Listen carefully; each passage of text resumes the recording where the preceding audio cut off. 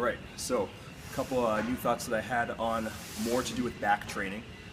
This is another video that has to do with a similar topic with regards to scapular movement and what you do with your back and the upper back shoulder blades when you're going through a back exercise from any plane, whether it's a horizontal plane or vertical plane for your pulls. Okay. In previous videos, you've seen me talk about scapular mobility and the importance to have movement when you go through a pressing exercise. You've seen me talk about arching during pull-ups and what a proper arch position should look like in order to engage the back muscles when you're training.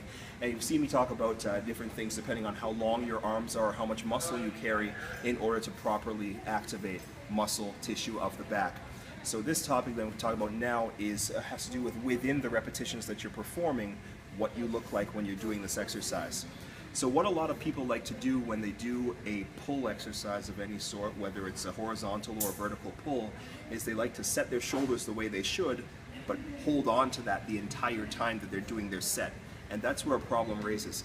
Let me show you what I mean in this lat pull down. So what people like to do is they hold on and they get set up properly. They set their shoulders once, and they go through all their reps while keeping the shoulders locked in like that. So those people are reasoning that they've depressed their shoulders for the one time and they're holding that lockdown in order for them to go through the entire range of motion for a set of 5, 10, 15 reps, whatever it is, and then that's okay because their back will be engaged the entire time. Well, unfortunately, I don't think personally that this is the case and that this is going to sort of ring true as your set continues. And the reason why is because you have to think about what the smaller muscles that are responsible for that retraction and depression are doing. So when you do a pull down or a row or something like that, you set your shoulders the one time, and then you're essentially holding an isometric with those muscles like your rhomboids and your lower traps in order to keep your shoulder blades in that place. Over the course of 20 seconds or however long it takes to finish a set, there's a good chance that those muscles are going to weaken in their isometric contraction. It's just like anything. If you try to do another exercise while holding a muscle tight the whole time, like a plank for example, chances are after an extended period of time you're going to lose form, especially if you're doing something else with your extremities.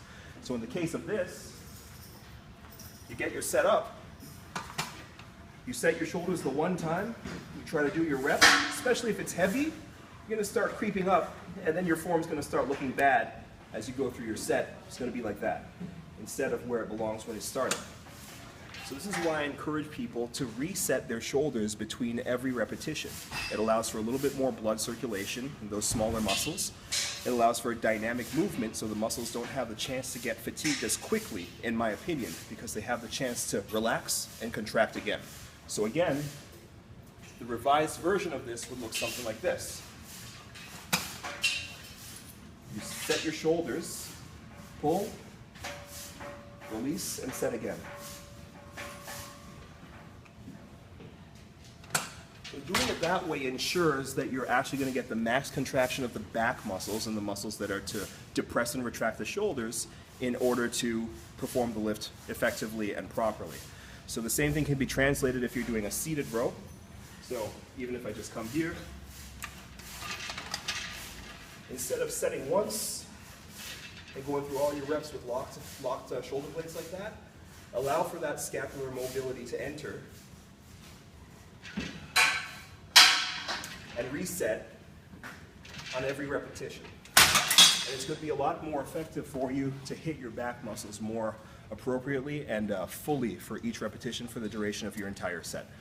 So that's a really important point that people have to, even if they're using the right form and they have the right intention and they're using the right way to initiate the movement, you have to let go of it so your scapula can stay mobile, number one, and number two, so that your back can re-engage between every rep and it'll ensure that you're using the right form and technique. So that's it.